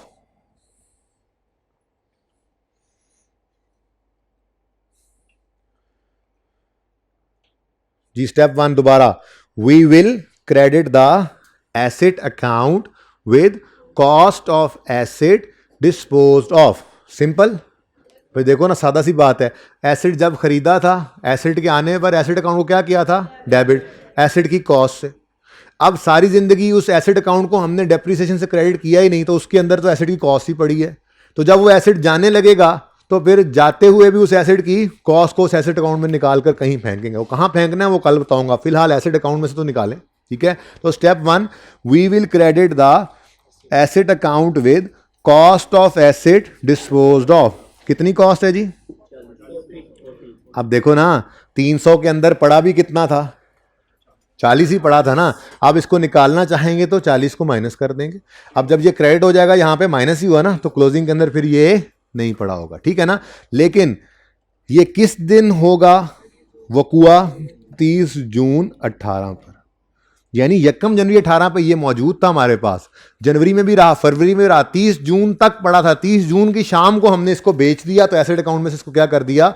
निकाल के बाहर फेंक दिया, निकाल के बाहर फेंक दिया। कहां फेंका है ये इंशाल्लाह कल बताऊंगा। जी जी, तजर्बे वाले बच्चे चुप रहे, ठीक है। तो ये हमने कहां पे फेंकना है ये इंशाल्लाह कल। इसीलिए एक अकाउंट की जगह आपने यहां पे छोड़ देनी है। और होमवर्क के अंदर एक सवाल है जिसमें डिस्पोजल नहीं है, और एक सवाल है जिसमें 3 डिस्पोजल्स हैं। अब 3 डिस्पोजल वाले सवाल के अंदर जो मैं एक बार करवा रहा हूं वो आपने तीनों बार करना है, तो उसमें 3 अकाउंट्स की जगह खाली छोड़ना है, ठीक है। बहरहाल फिलहाल तो ये अकाउंट बनेगा ही नहीं, कल इंशाल्लाह बनाएंगे डिस्पोजल अकाउंट, ठीक है ना। हाँ जी,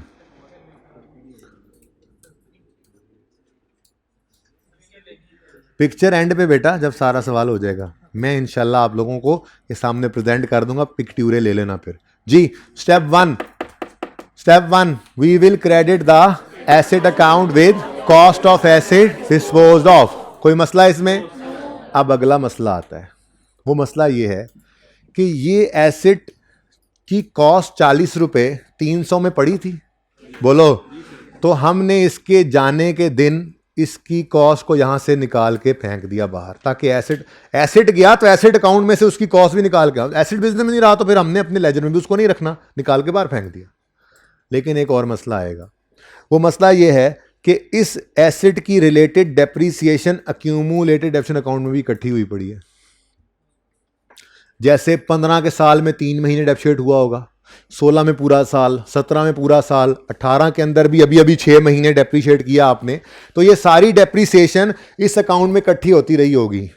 15 के साल के 3 महीने की यहां पड़ी होगी, 16 के साल की डेप्रिसिएशन यहां पड़ी होगी, 17 के साल की डेप्रिसिएशन भी 120 में पड़ी होगी, और 18 के साल की डेप्रिसिएशन 33 में पड़ी है। तो इसकी सारी जिंदगी की डेप्रीसिएशन इस अकाउंट में क्या हो चुकी है? क्रेडिट, यानी अक्यूमुलेट। अब एक बार तो पूरा सुन लो यार, टंगी तो ना दो बीच में।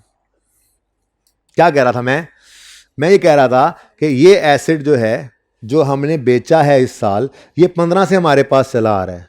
तो 15 से अगर हमारे पास पड़ा है तो 15 से डेप्रीशिएट हो रहा होगा, डेप्रीशिएट हो रहा होगा ना। तो इसकी डेप्रीसिएशन इस अकाउंट के अंदर हर साल क्रेडिट होती रही होगी।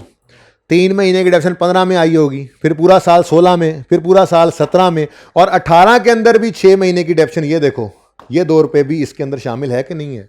यानी जाने वाले एसेट की जो डेप्रीसिएशन होती है सारी जिंदगी की, जाने वाले दिन तक की, वो इस अकाउंट के अंदर क्रेडिट होकर अक्यूमुलेट हो चुकी होती है, इकट्ठी हुई पड़ी होती है। अब अगर इस एसेट को हमने बिजनेस से निकाल के बाहर फेंक दिया है, तो इसकी रिलेटेड डेप्रीसिएशन जितनी इस अकाउंट के अंदर क्रेडिट हो चुकी है, वो सारी की सारी भी उठा के क्या कर दो? डेबिट। क्योंकि डेबिट नेचर के अकाउंट से कुछ निकालना हो तो क्या करते हैं? क्रेडिट। और क्रेडिट नेचर के अकाउंट से कुछ निकालना हो तो क्या करते हैं? डेबिट। एसेट अकाउंट में एसेट की कॉस्ट पड़ी थी, निकालने के लिए क्या कर दिया? क्रेडिट। अक्यूमुलेटेड डेप्रिसिएशन अकाउंट में इस जाने वाले एसेट की अक्यूमुलेटेड डेप्रीसिएशन पड़ी है, तो इसको यहां से निकालने के लिए क्या करना है? डेबिट। क्योंकि जब एसेट चला गया तो वो अपनी कॉस्ट भी ले जाएगा और अक्यूमुलेटेड डेप्रिसिएशन भी ले जाएगा, ठीक है। अब अगला सवाल, ये समझ आया है? ये स्टेप 2 में बता रहा हूं कि स्टेप 1 क्या था? एसेट अकाउंट में से एसेट की क्या निकाल दो? कॉस्ट। और स्टेप 2, इसकी अक्यूमुलेटेड डेप्रिसिएशन को अक्यूमुलेशन अकाउंट में से निकाल दो। अब कितने अरसे की अक्यूमुलेशन निकालेंगे? जितने अरसे की डेप्रीसिएशन यहां पे इकट्ठी हुई पड़ी है, ठीक है। और वो कितने अरसे की है? डेट ऑफ परचेज से डेप्रिसिएट करना शुरू किया और 30 जून तक करते चले आए हैं हम। इस साल में भी 6 महीने हमने इसको डेप्रीशिएट किया है, ठीक है। तो इसकी सारी जिंदगी की डेप्रीसिएशन, जिसमें से 2 साल और 3 महीने की डेप्रिसिएशन यहां पे इकट्ठी हुई पड़ी थी, है कि नहीं है? और 6 महीने की यहां पे भी आ गई, तो इसकी सारी जिंदगी की डेप्रिसिएशन बेटा सारी की सारी यहीं से निकालेंगे, बीच में मत बोला करें प्लीज़, पूरी बात सुना करें, जब मैं कोई बात कंक्लूड कर लिया करूं फिर क्वेश्चन किया करें, ठीक है जी। मैं ये अर्ज कर रहा हूं कि एसिड हमारे पास 15 में आया था, उसकी 15 की डेप्शन 15 के साल में रिकॉर्ड की हमने, फिर 16 में भी की, 17 में भी की। अक्यूमुलेटेड डेप्शन का मतलब ही क्या है, इसके अंदर डेप्शन इकट्ठी होती रहती है, हर साल होती रहती है। तो यकम जनवरी 18 तक की डेप्रिसिएशन इस जाने वाले एसिड की 120 में शामिल होगी और 30 जून 18 तक के 6 महीनों की इस 33 में शामिल हो गई। तो सारी जिंदगी की इसकी डेप्शन यहां पे क्रेडिट होगी कि नहीं हो गई? कुछ पिछले सालों में क्रेडिट होकर आ गई, 6 महीने की इस साल में भी क्रेडिट हो गई। अब ये सारी जिंदगी की इसकी डेप्रिसिएशन जो है हमने इस अकाउंट में से निकालनी है। तो क्या करना पड़ेगा? क्रेडिट नेचर की चीज है, कुछ यहां से निकालना है तो क्या करना पड़ेगा? डेबिट करना पड़ेगा। तो स्टेप 2 पहले लिखो, कैलकुलेशन बाद में सिखाता हूं। स्टेप 2 क्या है? वी विल, पहले स्टेप 1 याद कराओ मुझे। We will credit the asset account with cost of asset disposed of. Step 1 हो गया। स्टेप 2, अब ये एसेट गया है तो अपनी डेप्शन को भी लेकर जाएगा आज तक की, ठीक है। तो स्टेप 2 क्या लिखेंगे? वी विल डेबिट, लिखो, we will debit the accumulated depreciation account, we will debit the accumulated depreciation account, एक्डेप लिख लो ना, शॉर्ट लिखो। We will debit the accumulated depreciation account with what with accumulated depreciation of जाने वाला asset, with accumulated depreciation of disposal. We will debit the accumulated depreciation account with accumulated depreciation of disposal. We will debit the accumulated depreciation account with accumulated depreciation of disposal. यहां तक बात समझ आती है? अच्छा, कितनी accumulated depreciation से debit करना है? जितनी उसकी हमारे पास जिंदगी गुजरी है, क्योंकि हमने डेट ऑफ सेल तक की डेप्रिसिएशन यहां पे क्रेडिट की है, ठीक है ना। हमने ये नहीं किया कि इस साल में डेप्रिसिएट ही ना करें, नहीं, इस साल में जो यूज किया उसके एक्सपेंस को रिकॉर्ड किया पहले हमने, ठीक है। तो फिर दोबारा स्टेप बोल रहा हूं, आखिरी बार सुनो। We will debit the accumulated depreciation account with accumulated depreciation of disposal from date of purchase till date of sale. DOP DOS लिखना, from date of purchase, DOP, from date of purchase till date of sale. तारीख पैदाइश से तारीख वफात तक उसकी जितनी depreciation हमने एक्यूमुलेट की थी, क्रेडिट, एक्यूमुलेटेड डेप्शन अकाउंट के अंदर जो डेप्शन जाती है वो क्रेडिट होती है, ठीक है। जो एक्यूमुलेशन इसमें चार्ज करते हैं वो क्रेडिट ही होती है ना हर साल, ठीक है। तो जितनी आज तक क्रेडिट हुई है, कब से कब तक? डेट ऑफ परचेज से डेट ऑफ सेल तक, वो सारी कैलकुलेट करेंगे और आज यहां से डेबिट करके निकाल देंगे, ठीक है। क्योंकि उसकी सारी जिंदगी की डेप्शन यहां पे इकट्ठी हुई है, यकम जनवरी 18 तक की इस अमाउंट के अंदर छुपी पड़ी है और फिर इस 18 के साल के 6 महीनों की इस अमाउंट के अंदर छुपी पड़ी है। ये तो आपको नजर भी आ रही है, ठीक है ना। तो इसकी सारी जिंदगी की डेप्शन जो यहां पे क्रेडिट हुई है, हमने उसको यहां से डेबिट करके निकाल देना, क्योंकि एसेट निकल गया। एसेट गया तो अपनी डेप्रिसिएशन को भी ले गया। कहां ले गया ये कल देखेंगे, ठीक है। फिलहाल यहां से निकल गया, जहां गया है वो मंजिल कल देखेंगे, ठीक है। तो स्टेप 2 क्या लिखवाया मैंने आपको?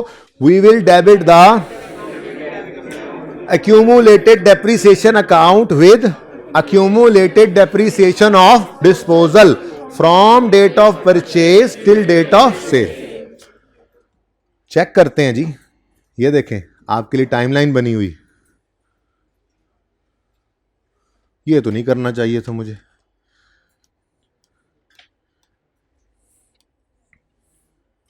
ले भाई, ये टाइमलाइन है। यकम अक्टूबर 15 को हमने ये एसिड खरीदा था, बोलो।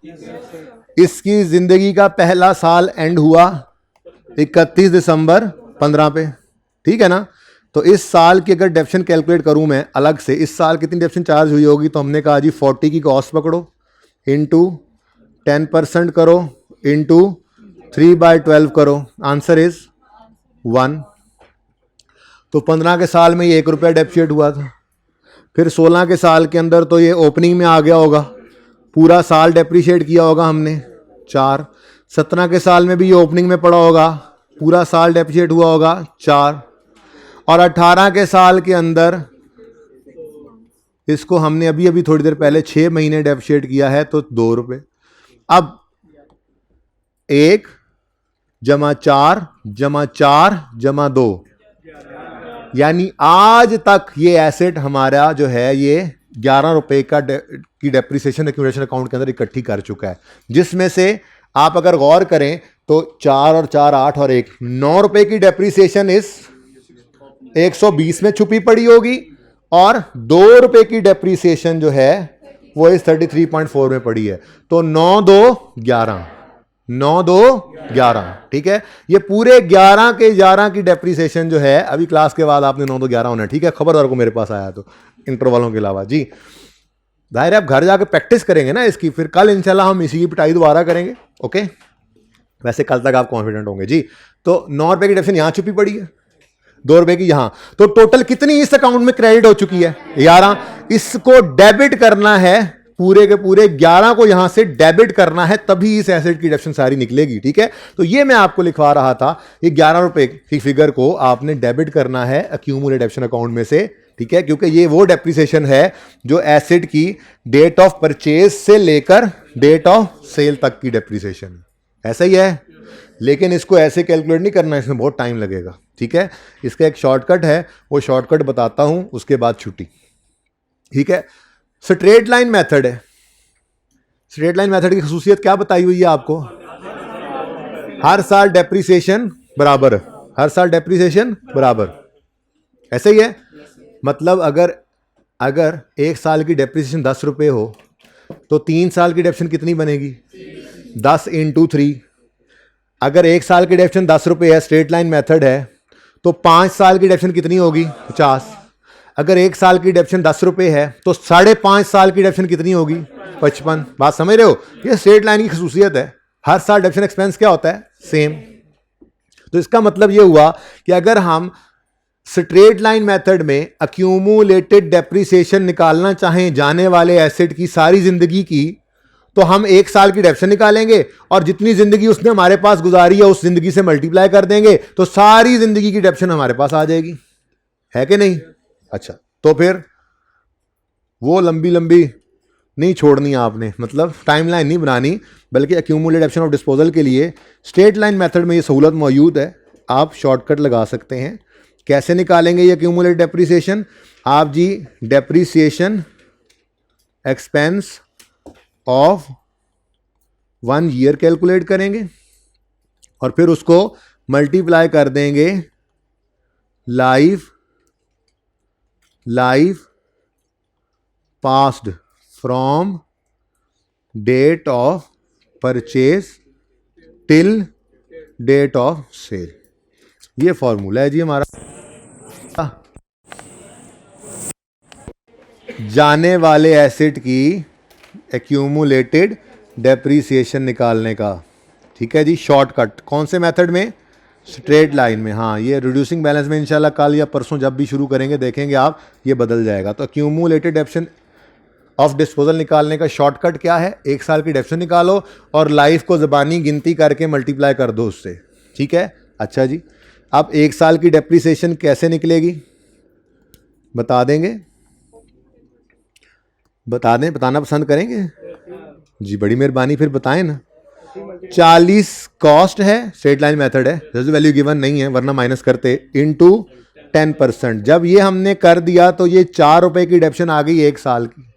अब इस एसेट की हमने निकालनी है लाइफ जो हमारे पास इसने गुजारी, तो हम डेट ऑफ परचेज से डेट ऑफ सेल तक ये ज़बानी करना है काम सारा। आज पहला दिन है, मैं लिख के कर रहा हूँ। हम ये ईयर्स को काउंट कर लेंगे। कैसे? डेट ऑफ परचेज क्या है जी?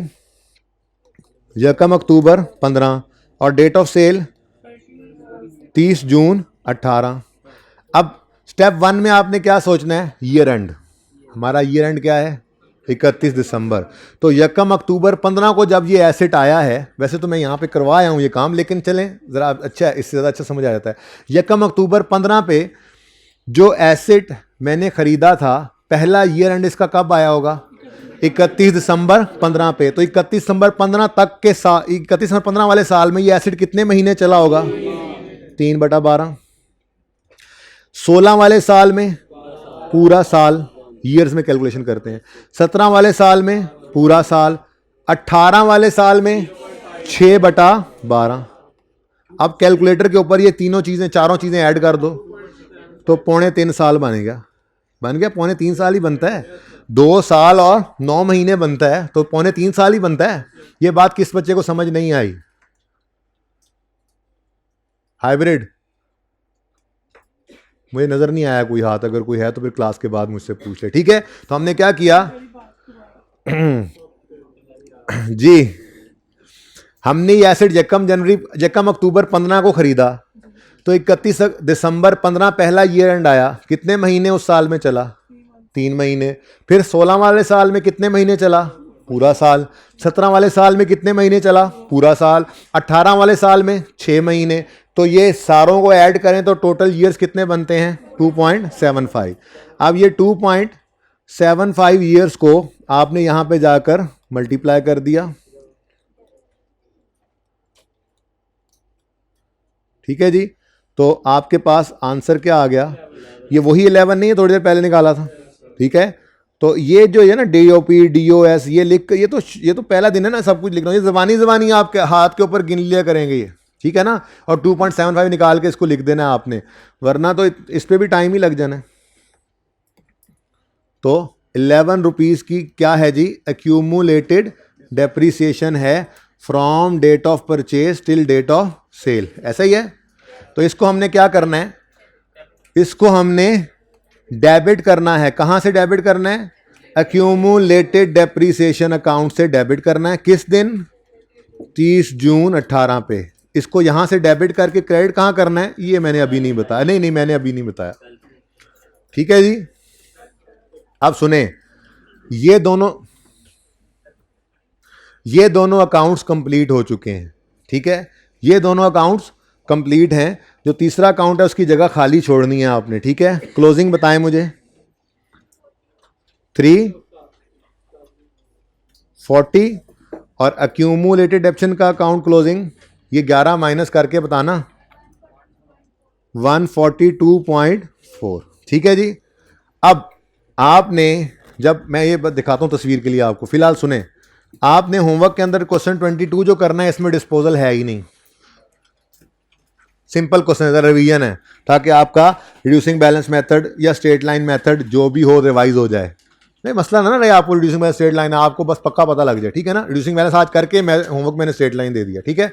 दूसरा क्वेश्चन नंबर 23 है, इसके अंदर अगर आप गौर फरमाएं तो डिस्पोजल 3 है। आप 3 डिस्पोजल हैं तो परेशान नहीं होना। जो काम एक डिस्पोजल के लिए किया मैंने वो 3 दफा आपने तीनों के लिए कर लेना है, ठीक है। आप जा सकते हैं, जाना चाहें तो, होमवर्क को पता लग गया, सिर्फ आप, बाकी बैठे। अच्छा, तो आपने क्या करना है जी? आपने एक्सक्लूडिंग डिस्पोजल जैसे लिखा हुआ है, यहां से हमने एक को माइनस किया है, आपने तीनों को अलग अलग माइनस कर देना है। तीनों को यहां लाकर डेप्रीशिएट कर देना है। तीनों के लिए ये वाली वर्किंग अलग अलग परफॉर्म करनी है। तीनों के लिए ये दोनों स्टेप्स अलग अलग परफॉर्म करने हैं। Step 1 asset account credit, step 2 accumulation account debit, कर लेंगे इंशाल्लाह। अब तीनों के लिए डिस्पोजल अकाउंट भी मैंने कल चूंकि बनवाना है, तो होमवर्क वाले सवाल के अंदर 3 अकाउंट्स की जगह भी छोड़ के आना जिसपे 3 डिस्पोजल अकाउंट आप बनाएंगे, क्योंकि मैं तो एक डिस्पोजल अकाउंट इस सवाल का बना के उसी वक्त आप लोगों से अगले सवाल के तीनों डिस्पोजल अकाउंट्स बनवाऊंगा, ठीक है। तो आज के लिए इतना ही जी। जिंदगी रही तो कल होगी मुलाकात। अल्लाह हाफिज।